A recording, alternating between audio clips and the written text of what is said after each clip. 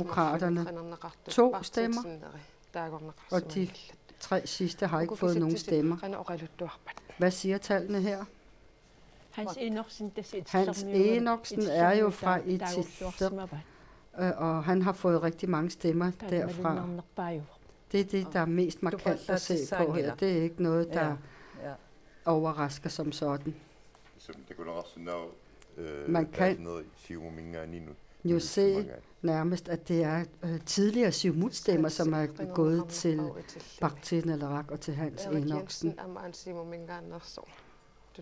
Siumuteren Jens, hvad hedder han, Erik Jensen, 5. Han er jo også fra Sisimiut. Det er måske derfor, han har fået de 5 stemmer. Jamen, altså det, som er i øjenfaldende, det er jo, at han er et netop afgået, eller hvad hedder det, har været fungerende medlem af Naalakkersuisut, så det er ikke særlig mange stemmer, han har fået. Nu skal vi til et valgsted igen, nemlig til Baqti Naleraqs valgcenter. Malu, hvordan går det der? Da vi kom ind her i valgcenteret, så var formanden ikke dukket op endnu. Men da han kom ind ad døren, så var der råb og skrig, og der var dans, og alle var glade. Baqti Naleraqs formand, Hans Enoksen. Hvad føler du? Vi er glade. Fordi I kan jo selv se, hvor forventningsfulde vi er.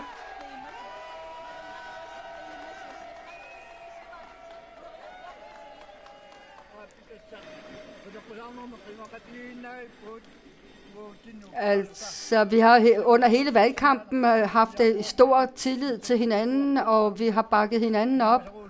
Og det er jo blandt andet derfor, at jeg synes, det er gået så godt, fordi det er jo også fordi, vi har nogle rigtig gode partikammerater her, som er med til at højne vores glæde. Hvad har I tænkt jer resten af aftenen? Jamen, vi bliver ved med at være glade. Og også især hver gang, at der kommer nye stemmeresultater frem, så bliver vi også ekstra glade. Jamen, hvad tror du egentlig er grunden til det gode resultat indtil videre? Altså, jeg vil gerne takke for det første vælgerne og dem, der har valgt på mig, fordi jeg lytter til dem. Jeg har hjertet med, når jeg lytter til dem. Og det er jo mine landsfæller, som jeg gerne vil sige tak overfor igen.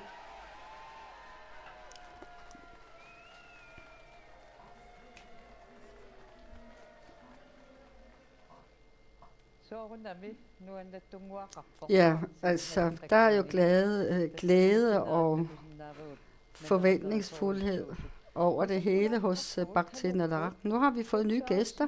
Bent Sørensen, rådgiver hos Grønlands Erhverv, og så er der Birgit Terkelsen fra IMAK, altså folkeskolelærernes organisation, formand der. Hej med jer.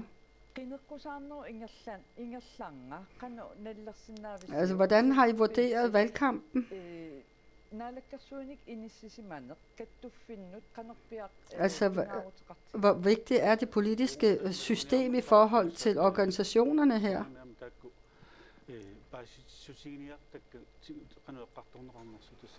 Jamen altså, vi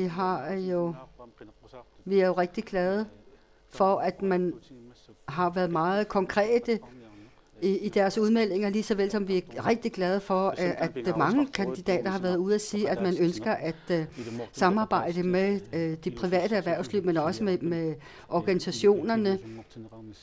Så det er utrolig vigtigt, at man har den holdning. Altså, arbejdsgiverne har jo været meget fremme altså under valgkampen, og I har selvfølgelig også været med til at udøve jeres indflydelse. Føler I, at der er blevet lyttet til jer, og de tilråb, I er kommet med? Jo, altså det er jo vigtigt, at man har en god dialog, og man er lydhør, og vi har en masse medlemmer rundt omkring på kysten, som alle sammen råber på gode rammevilkår for erhvervene. Og vi gør der også, hvad vi kan for at finde andre samarbejdspartnere til at komme med nogle budskaber under valgkampen, således som vi gjorde det med IMAK i forhold til at have fokus på folkeskolen og folkeskolelærerne. Og fordi det er jo også noget, der er vigtigt for arbejdsgiverne, at man får en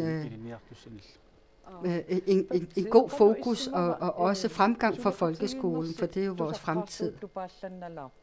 Altså det er i samarbejde med arbejdsgiverne. Det var jo noget, der overraskede en del, men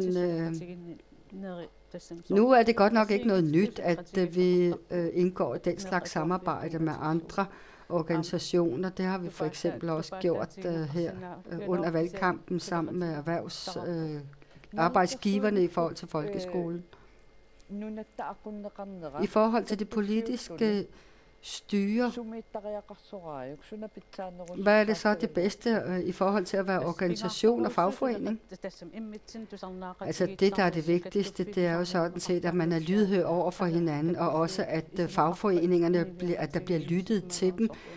Også i forhold til for eksempel, at man kunne få fornyet fokus på folkeskolen, så uanset hvad, så er det altså utrolig vigtigt at være i kommunikation med hinanden og i dialog med hinanden. Med hensyn til folkeskolen og de forskellige løfter, der kom under valgkampen i forhold til folkeskolen. Hvad føler du? Jamen, jeg synes, det har været meget glædeligt, at man har haft så godt et fokus på både skolelærernes arbejdsvilkår, men også folkeskolen som sådan, og også elevernes ve og vel, at der er en goodwill fra de politiske partier og fra kandidaterne til at det vil give den en god skalle for fremtiden.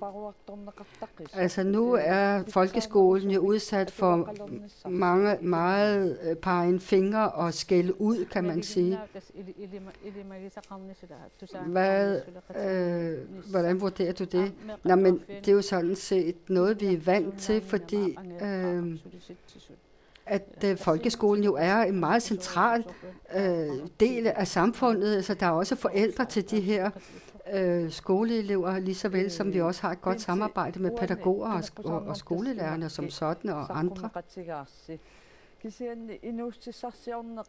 Altså arbejdsgiverne, I er gået sammen med folkeskolelærerne i forhold til at komme med nogle budskaber her. Hvordan vurderer I, at det er blevet hørt? Altså vi har bemærket, at alle sådan set over hele linjen er enige i synspunktet om, at vi bør have en god folkeskole og nogle bedre resultater, for at vi siden kan få et bedre samfund og også få nogle bedre erhverv, og at man bliver nødt til at gøre noget grundlæggende for, at dette bliver bedre, men også i forhold til at få skabt nogle bedre økonomiske forhold og også lønforhold og overenskomster for området her. Og det er jo sådan nogle ting, som vi allerede har set i forskellige analyser, hvor der bliver peget på, hvor der skal sættes ind for fremtiden, hvis der skal rettes op. Men hvordan ser de næste par år ud set med dine øjne? Altså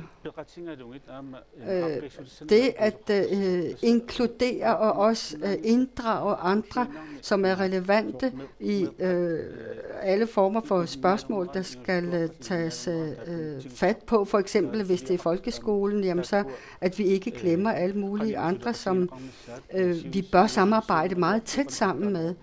Fordi det handler jo om, at vi skal samarbejde i flere lag for, at folkeskolen kan blive bedre for fremtiden. Mange tak til I to gæster.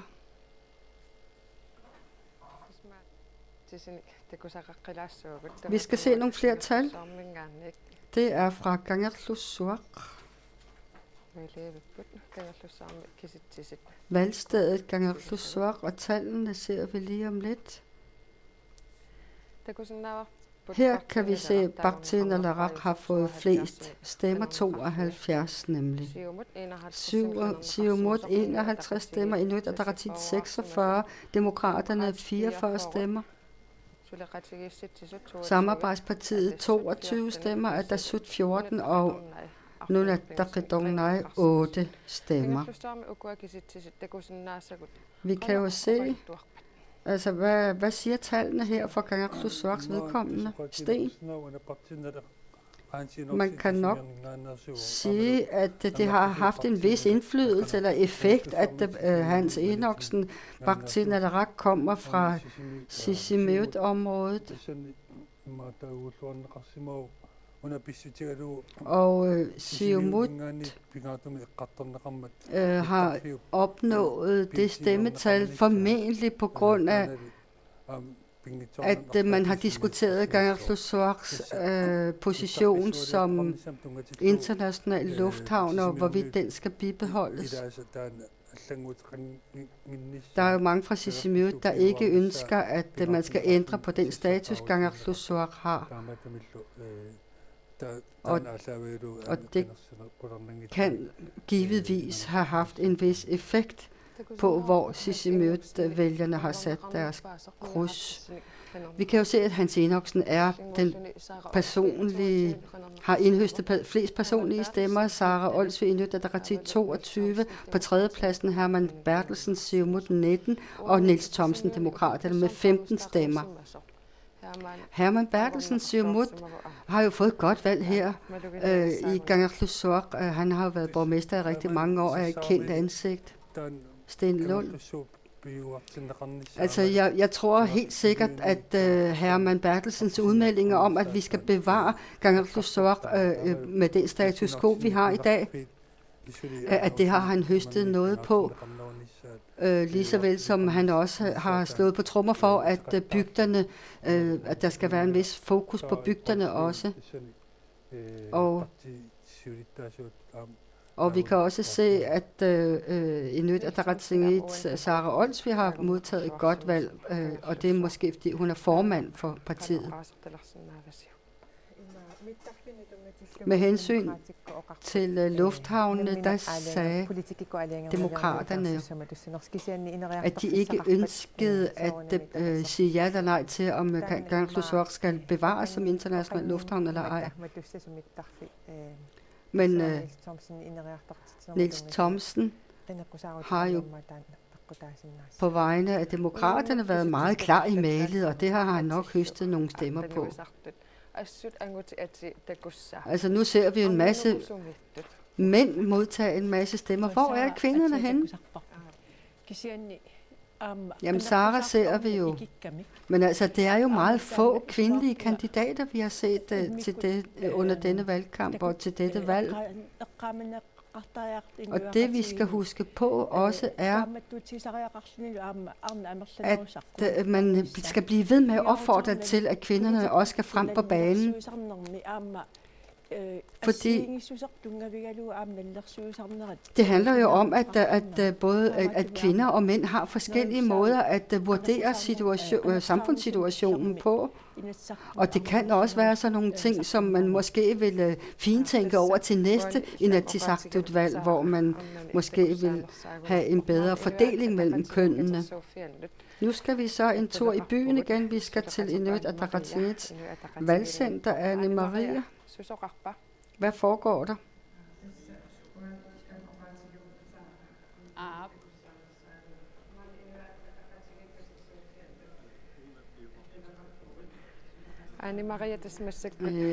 Anne-Marie, vi har hul igennem til Anne-Marie hos Inuit Ataqatigiits valgcenter.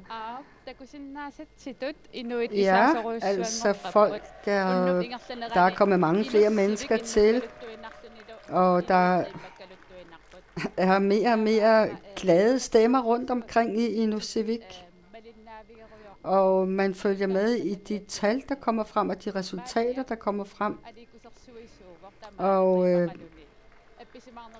entertaineren Malia er også med til at løfte stemningen, må vi sige. Og så er de kendte ansigter fra Inuit Ataqatigiit også kommet ind og beeget. Hvis du skal vurdere hele valgkampen, så bliver jo alligevel kritiseret en hel del fra andre partier, men hvad er din egen vurdering? Altså, jeg synes, at vi har deltaget godt i debatten i forhold til, hvordan og hvorledes vi skal skabe et sammenhold for fremtidens Grønland, og også i forhold til, hvilke andre partier vi eventuelt kan samarbejde med. Vi har gode forventninger, og vi har også forhåbninger og er fortrøstningsfulde over, hvad landets resultat bliver. Vi skal jo følge med frem til det sidste. Hvad er det mest spændende? Jamen, alle valg er spændende. Og det, der er spændende at se, det er, hvordan vælgerne egentlig vurderer os, der kommer fra de forskellige partier. Men lad mig en gang for alle sige, at uanset hvad resultatet bliver, så skal vi selvfølgelig respektere dette resultat, der kommer for dagen en gang her i nat. Og det skal vi bare tage til os. Når vi ser på de sidste valgaftener og valgmøder, så har I jo rigtig lagt jer i selen. Og indtil videre kan vi jo se, at Siumut ligger i spidsen med det foreløbige resultat. Altså lad mig sige, at det er stadigvæk tidligt på aftenen. Jeg synes, det er lidt svært at gætte noget mere vandtæt nu. Men ja,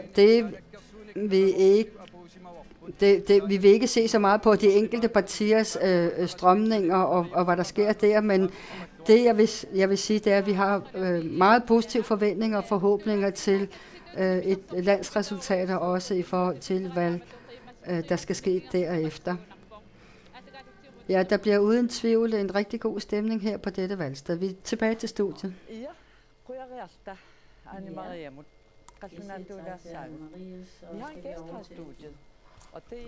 Hvad er det, man normalt siger? Vi går ind i vores egen verden, eller sådan noget der, ikke? Det er Ask Rostrup fra Danmarks Radios nyhedsafdeling.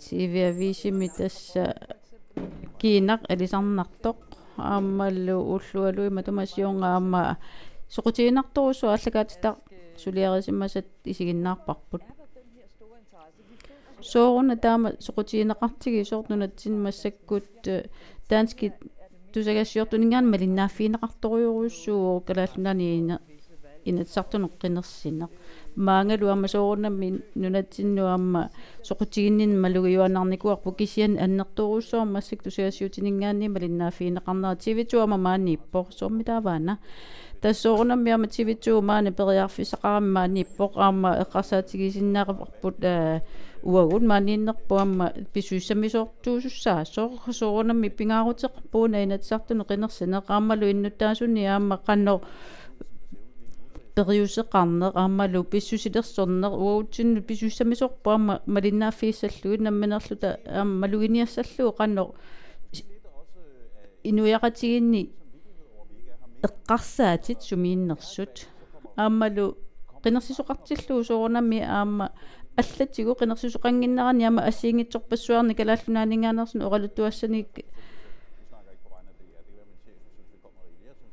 allagaatissarpu tiasinnerluu massakku oqangilanga oqaaseqangilanga kisian uanammin maluiniakkannik naluara ittukkaqanu oqassanarsu kisiannissuna pilluu maangerpit tassa aakiisermitiarlu koinneeri nittartaga in passuillu oqaloqatigisarpak kalaallunaaniнгааnersut aammalu qanuilinerani missingerlugu aama qinersisoqassanersu maluiniarnikuarpu aammalu missingersorniarnikuullutigulu kisianni аалисернерми аақиссуусеққиннissat аллатигуллу анаалаккерсуусеқатиилни киннери тамаас малиннааффиисма вагу ассингитсорпассуи никериарнери аама сорунами малиннааффиорусуттарпагут аамалу qannoq ilinerani naalakkерсуусиулиттаасуат qinерсиниссаммик суаарутеқарниссаа аама писсангагисимаварпут маани нунатсини массаккут наминерсуливиккусуннеқ киссаатигинеқарторуйуссуугоқ аамалу pituussaarnissaq kissaatiinaqartoruussuu pituussaarnissami taama suarutaqarnar qanormitaava sunniuteqarpa tassami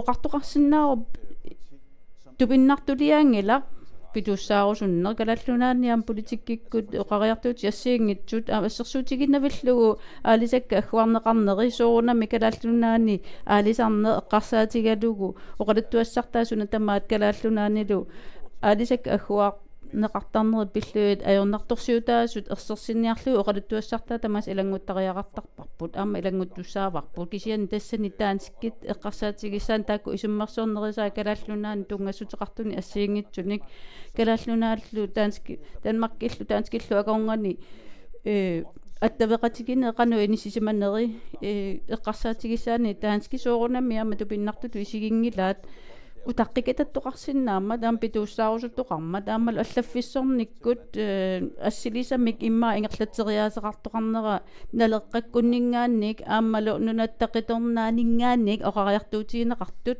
аама тупиннартулиаангит оqaатигисериақарпут писсуссамисортуту алла оqaатигинеқарсинааллутик кисиан илисситааматтут писариақартут усиугус siuk maangarnissarситаавассуут такутиккусуттарписи ангерларусситуна такутиккусуппиу соорунами оqimаақатигиссу ассер такутиккусуппарпут ассилиа оqimаақатигиссор уа соорлассерсуутиннарлу илисарисиманеқарлуарпунга нуумми аама илисаринеқартарпунга сулеринерсунгамаан аперинеқартарпунга аама иннутаасунгаанни нуимасумингаани аперинеқартарпунга сооруна киммисоорс сааралуунни соорсаккортунерусум апеққутеқарфисақаттаангиккисси кисиан тасса уани пингаарутеқарами аама аваммут киннертиниссами аама оқимаақатигиссаат тумик ассилиссами пивиус тунгавигалу такутитиниссақ инатсисартут аамалу писсуси виқануриттуунерсут укиуллут туллисисамат сулиассат сорпиарнери калаллунаанилу писсутсит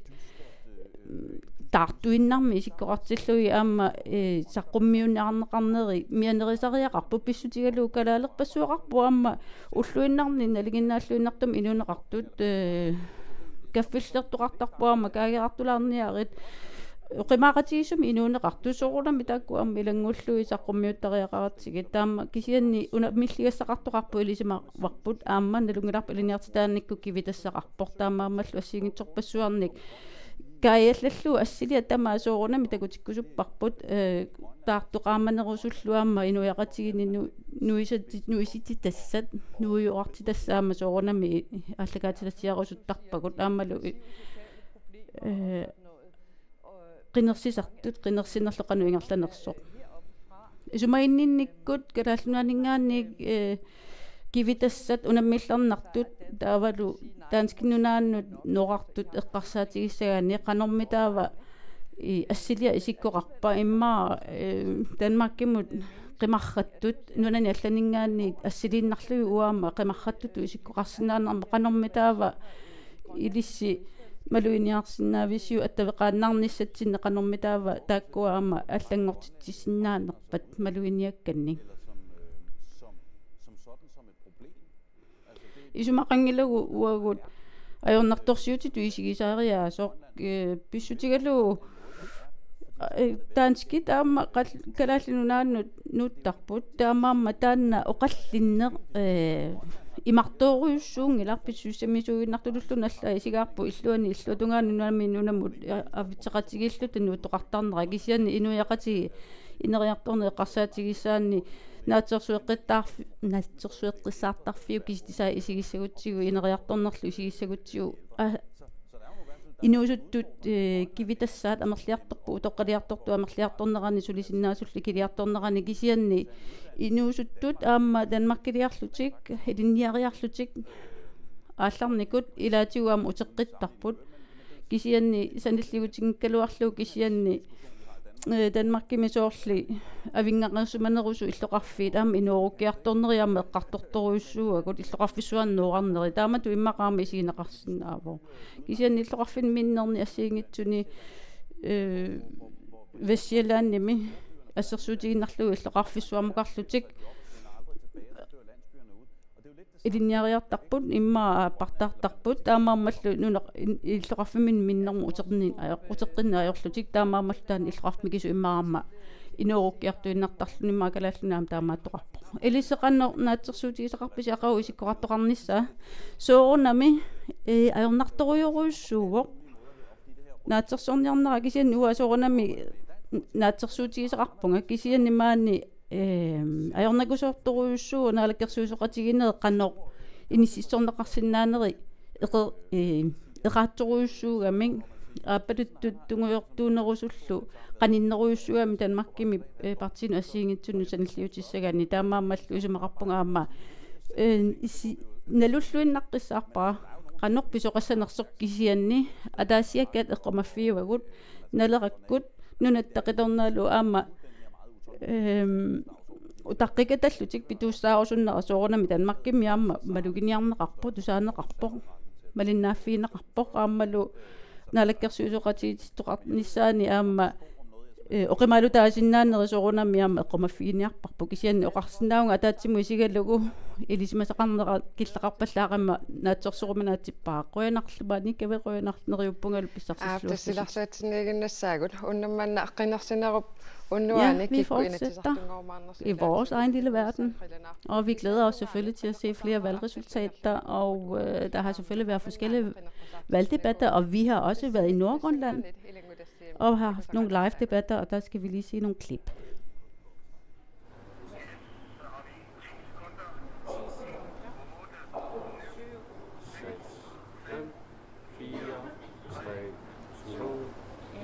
Kæling kører. Standby.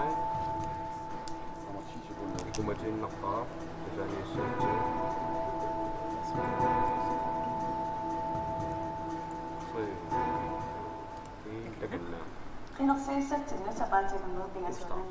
Sådan er det med allaqaamut taamatut inuissiorp. Selvfølgelig lige i starten, så er det også en anderledes oplevelse at stå foran 14 politikere og skulle styre den, men det er altså en oplevelse, man skal opleve mindst en gang i livet. Men altså, hvordan var det, da du stod ved live-debatten? Jeg synes, at det gik godt med live-debatten, og det var det dejlige at få det overstået, og det er måske første gang, jeg nogensinde har oplevet, at de tilskuerne har været så livlige og tilråbende.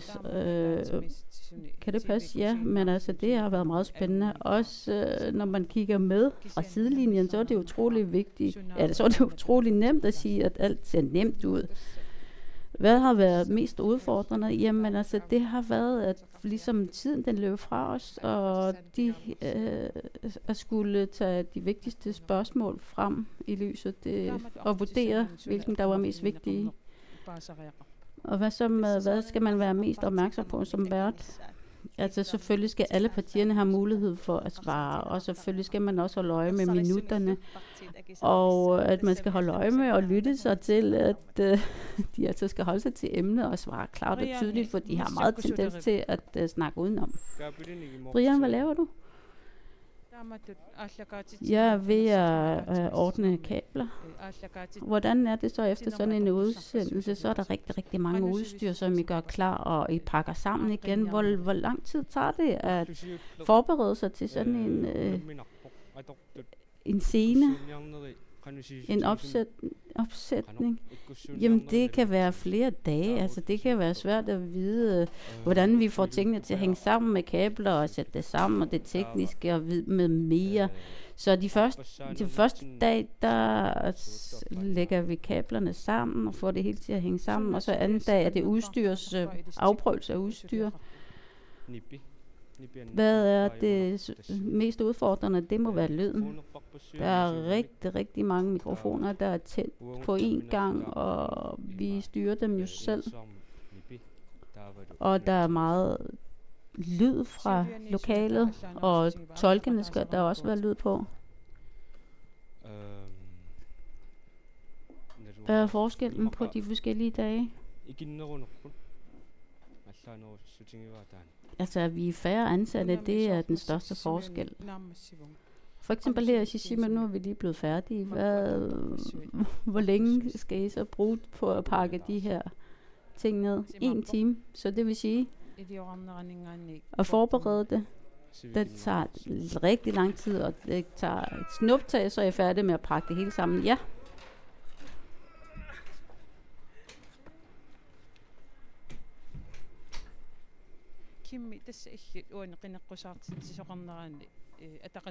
Så Kim, du er jo koordinator her under valget. Hvad har været det mest udfordrende indtil videre?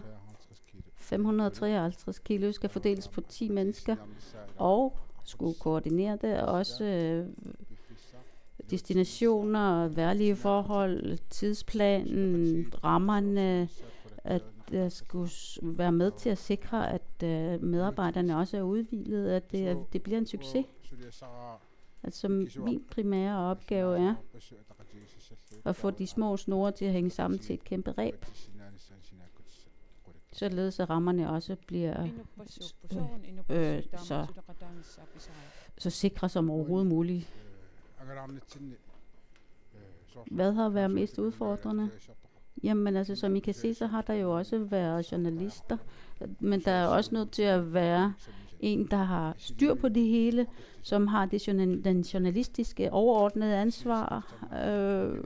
Man skal sammensætte de forskellige billeder, og lyden skal også hænge sammen, og hvis der sker et eller andet, så skal vi også have en eller anden sikkerhedsforanstaltning, så de her forskellige ting, der skal hænge sammen.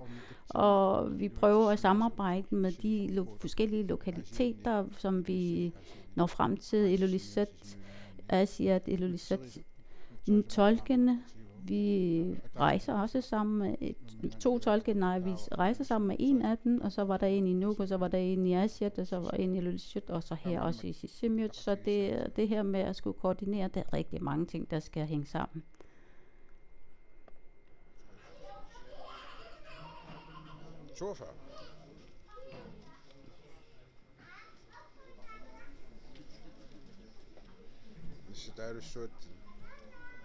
Det er 42 ting, der skal holdes rede på.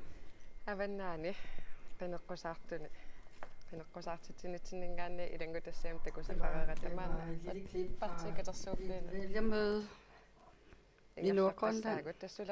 Vi skal videre til valgcentrene Nono.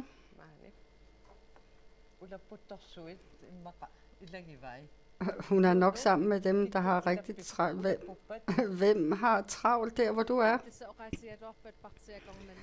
At du siger, at jeg var hos partierne. Lad mig sige, at jeg er i hjertet af der, hvor nyhederne bliver til. Der er travlhed på redaktionen. Og her er Jens Thorin, som er redaktør for Radioavisen. Jens Thorin, hvad laver I? Jamen, vi følger med i optællingen. Lige så vel som vi også putter resultater ud på hjemmesiden. I starten er det selvfølgelig småtterier, vi kommer med, men i og med, at der bliver flere og flere resultater, jamen, så kommer der også flere og flere nyheder. Og vi forbereder også morgennyhederne og laver små indslag på forhånd. Der er 4 journalister, som også er rundt omkring ude i valgstederne. Jamen, hvorfor er det så vigtigt, at I er så mange, der arbejder på den her måde? Jamen, vi skal jo servicere læserne, lytterne og seerne, lige så vel som vi også skal være forberedt på, at der skal være nyheder til morgenfladen. Så vi skal sørge for at servicere med de nyheder, der nu bliver, og også for de mennesker, der går tidligt i seng, og vi har noget til dem om morgenen. Hvor travlt fik I, da valget blev udskrevet? Jamen, de havde travlt lige i begyndelsen, men det aftog lidt. Men til trods for det, jamen, så har vi altså haft rigtig travlt de sidste 4-5 uger. Og vi har jo hele tiden også en forpligtelse til at komme med andre nyheder, der ikke vedrører valget. Men udover valgstoffet, som jo selvfølgelig har fyldt meget og har været prioriteret, så har det blandt andet også betydet, at vi har haft ekstra travlt, fordi nogle af vores kolleger har været på rejse rundt. Hvornår tror du, I får fri? I aften, i nat? Og jeg regner med, at omkring klokken 1 i nat, men det kommer jo helt an på, hvornår det færdige landsresultat foreligger.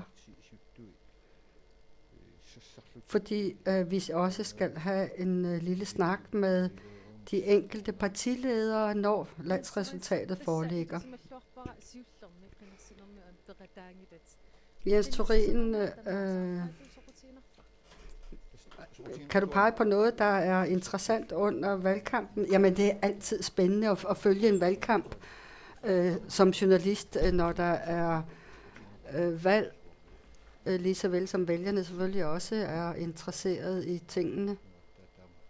Og så vidt jeg husker, så er det jo første gang, at vi ser så mange partier se dagens lys, og som kandiderer til Inatsisartut.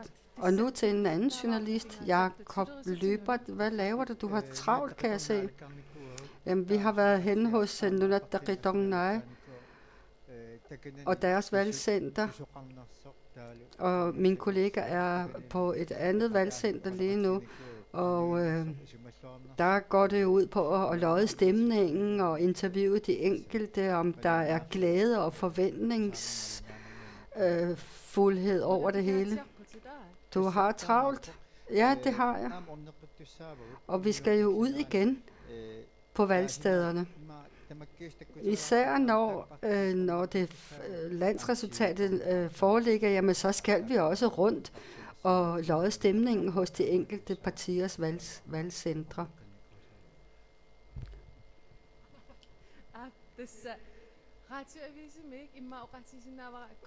Måske kan jeg så sige, at fra radioavisen tilbage til studiet og Stina, ja, hvor kolleger har travlt. Og vi skal så se nogle nye tal, og det er tallene fra Ukkosisset, som ligger klar. Altså de større byer lader vente på sig, og det er vi jo nok ikke så overrasket over, og derfor er det de mindre steder, der bliver hurtigst færdige. Ukkosisset.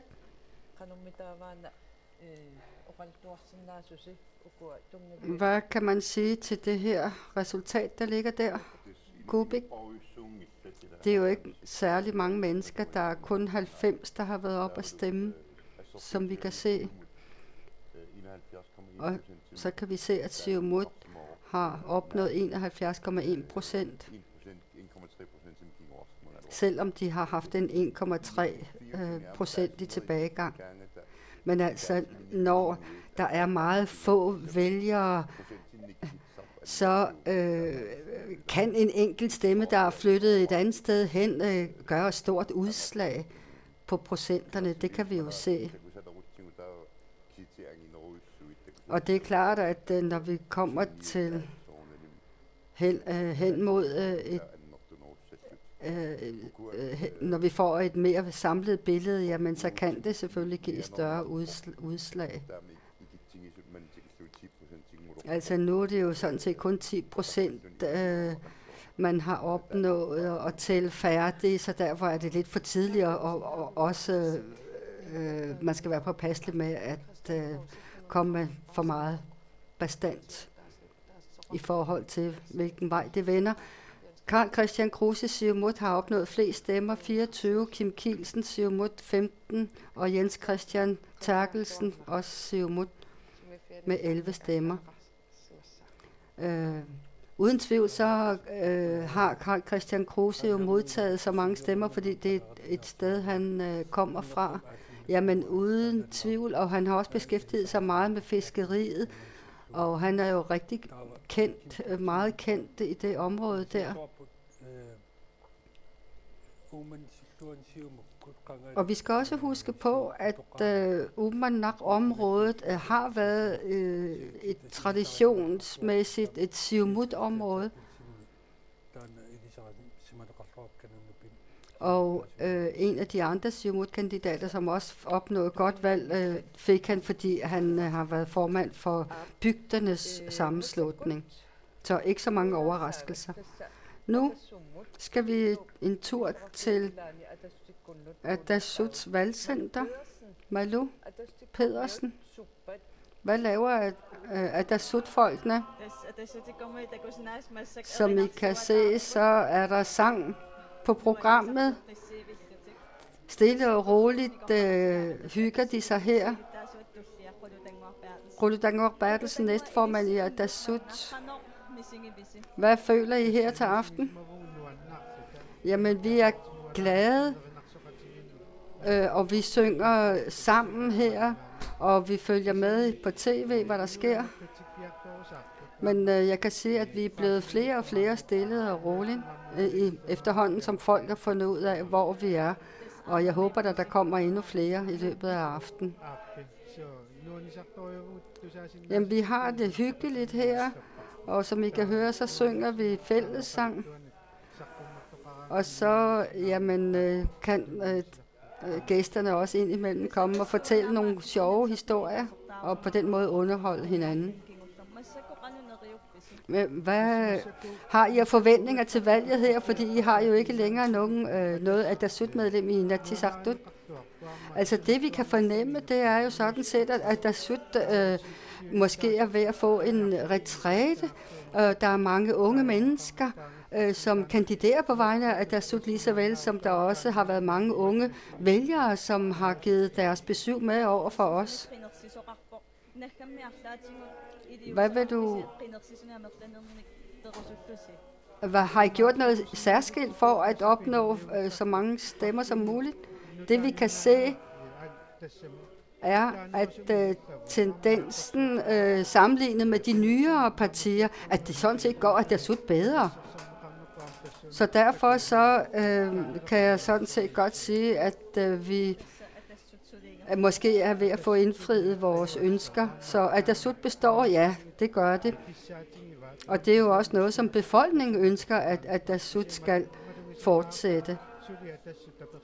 Så vi kan jo se, at der stadigvæk er stor tilslutning til Adasut. Hvad laver I resten af aftenen? Jamen, vi vil være sammen her og hygge os og følge med. Tak for, at jeg kunne interviewe dig, Qulutangor Bertelsen. Tak i lige måde.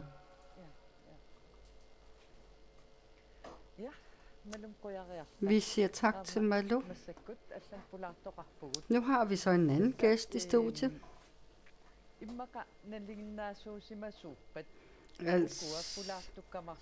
Hvis det havde været en ganske almindelig dag, så ville de måske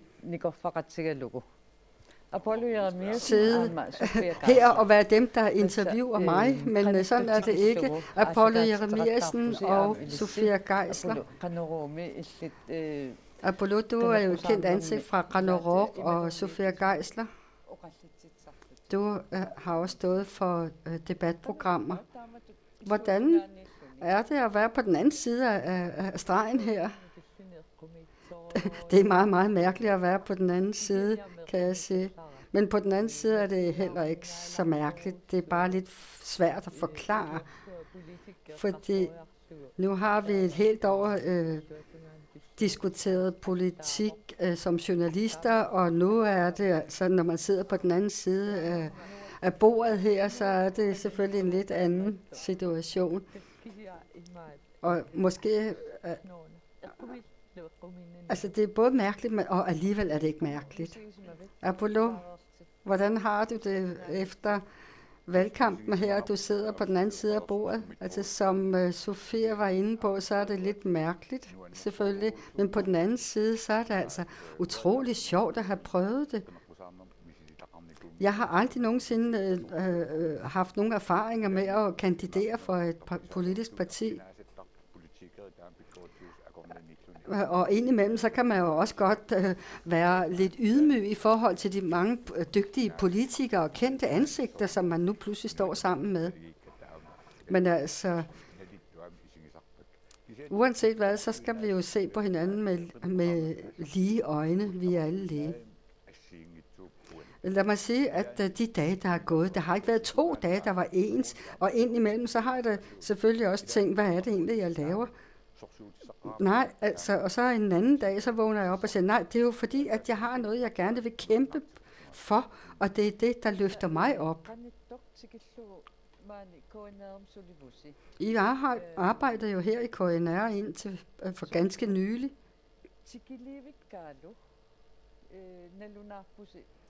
Og lige før det var deadline, han har sagt til, at det var slut for at kunne melde sig som kandidat, så har I jo kommet frem og offentligt erklæret jeres kandidatur.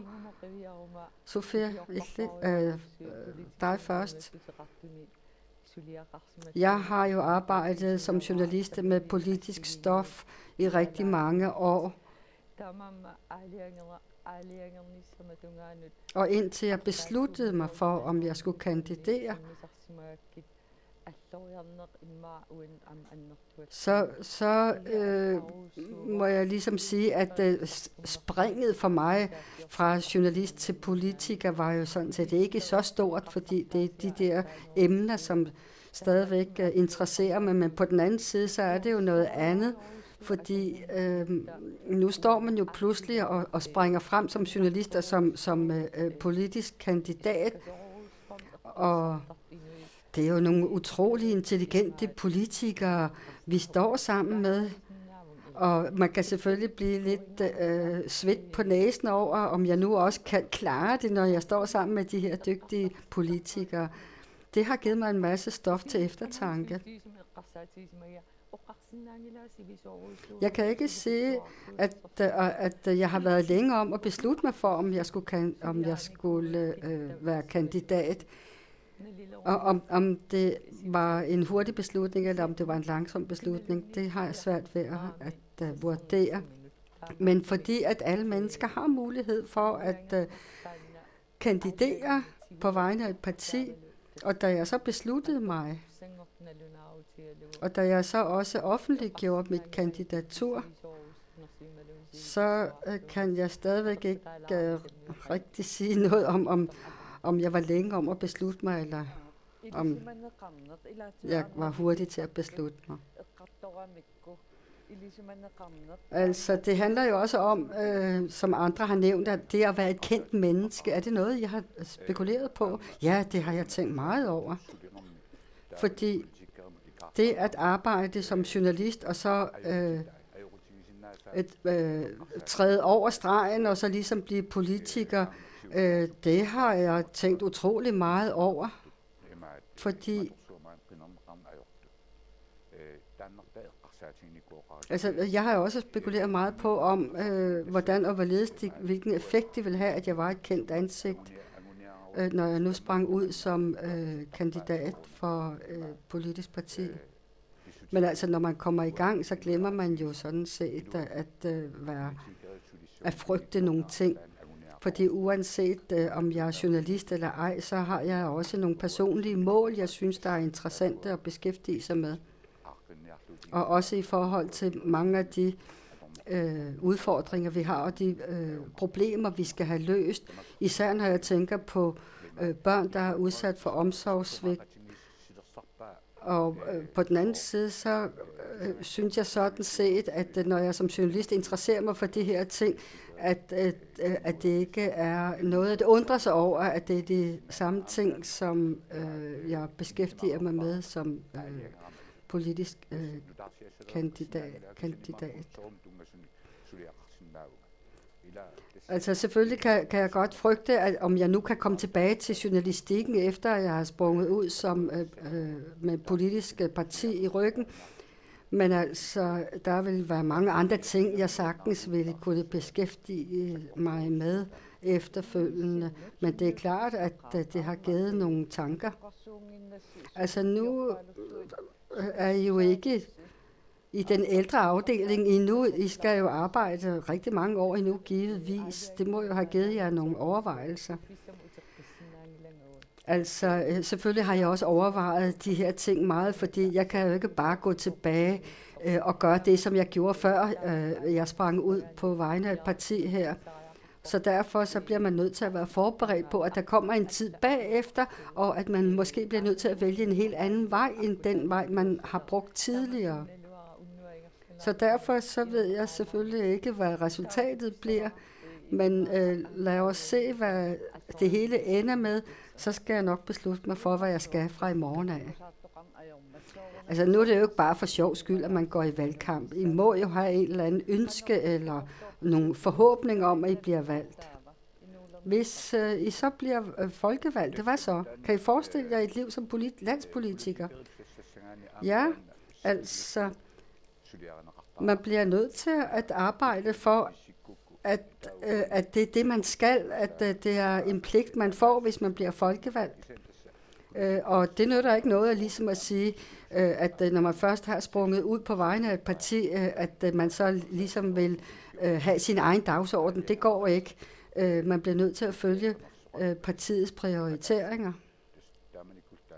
Og hvis det er, at jeg bliver folkevalgt, jamen så bliver jeg nødt til på allerede nu at tænke over, om jeg vil stille op igen til næste gang.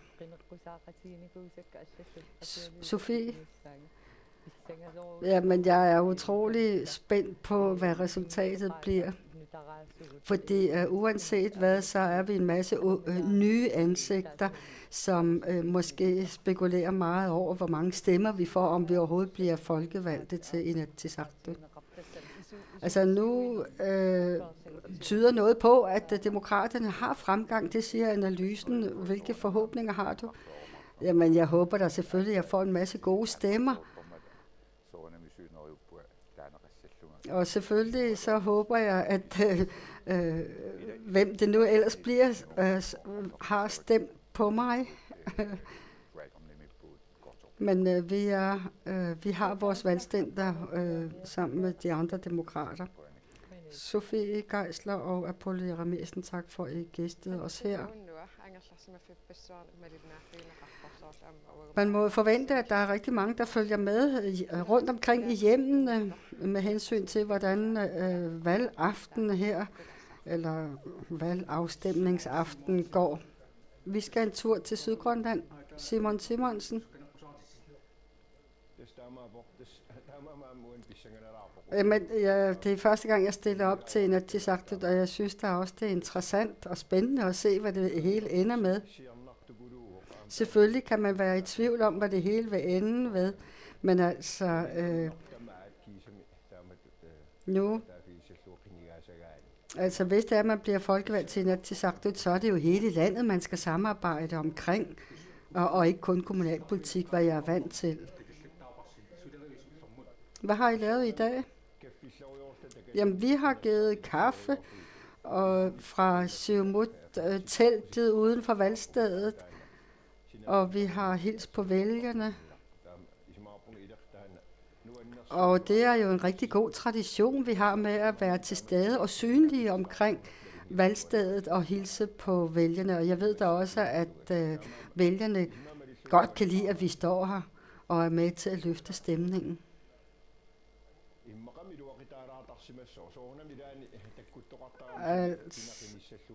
Altså selvfølgelig har der stadigvæk været nogen, som har været i tvivl om, hvor de skulle sætte deres stemme.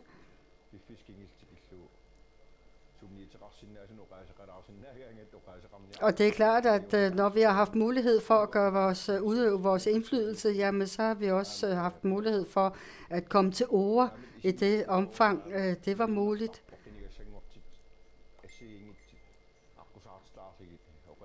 Men altså, jeg mener da, at kunne sige, at det er en god ting, at vi kommer rundt omkring vælgerne og også hjælpe vælgerne med at afgøre eller beslutte sig for, hvem de skal stemme på. Har I haft en god valgkamp? Jamen, jeg synes, vi har haft en rigtig god valgkamp og vælgermøder her i Sydgrønland.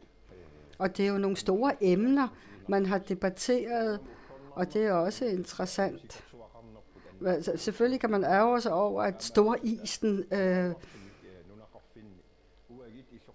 betød lidt udfordringer for os, både hvis man kommer fra en bygd, men også fra Qaqortoq. Der har vi jo ikke rigtig haft nogen mulighed for at rejse rundt i vores område her, på grund af isforholdene.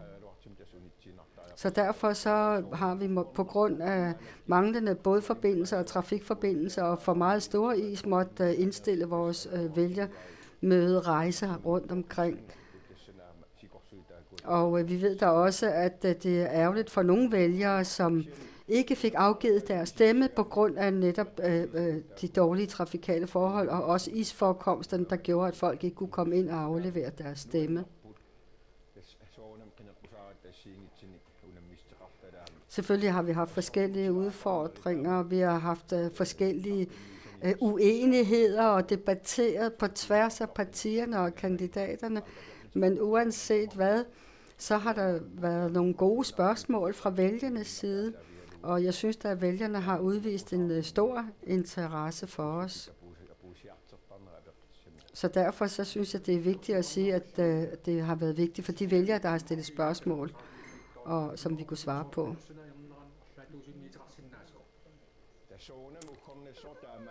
Altså, selvfølgelig har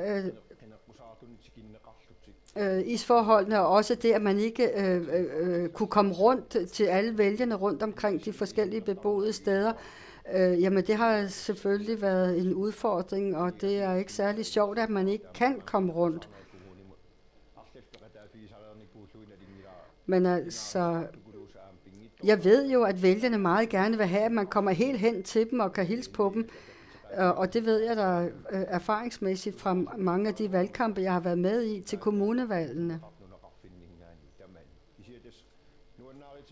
Men det, jeg kan glæde mig over, er, at vores politiske kandidater lykkedes at komme til nogle få steder, mindre steder, i Nanoq, der ligger flere andre steder.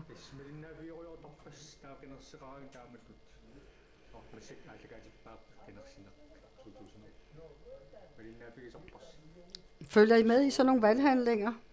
Jamen selvfølgelig. Altså,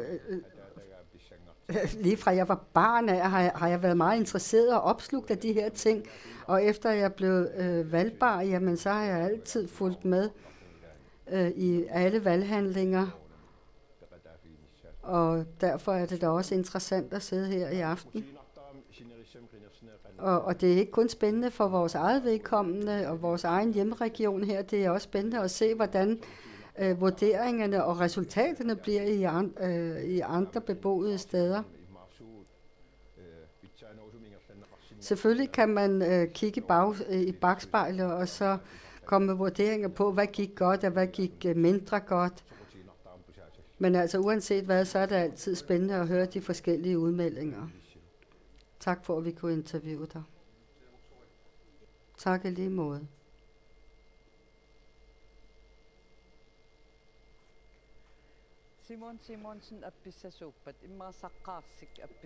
Hvis Simon Simonsen skulle synge en sang, var det nok den sang, der hedder Saqqarsik. Men det skal han ikke, fordi nu er der altså Johannes Bertelsen, der er vores musiker her i aften.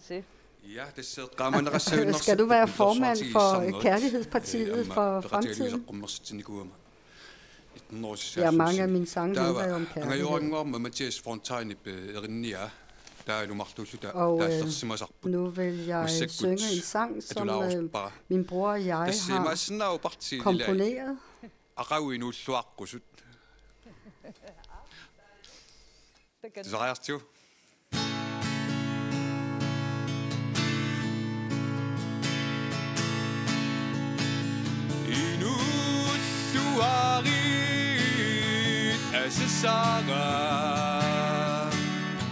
Mana asyaduk bunga Dagotiku makbut asasara Gingumut utatiku marama Bagatsu sakamali asasara Uterama angerthortunga Ilassingeramami irtissunga Nagneriorsoremikusunga Basingilaralisopdamakbinersuti Som vi kalder Føqalanginabi Aqdom naqam damak bi Pääsiussukki siivit inungin näviin. Kussikkälu kuttuahtaraan. Eqqarsaatiin alersutiin. Ussumni atorikkaluun. Uigunat sortaqartaqin mata. Inussuarit asessara.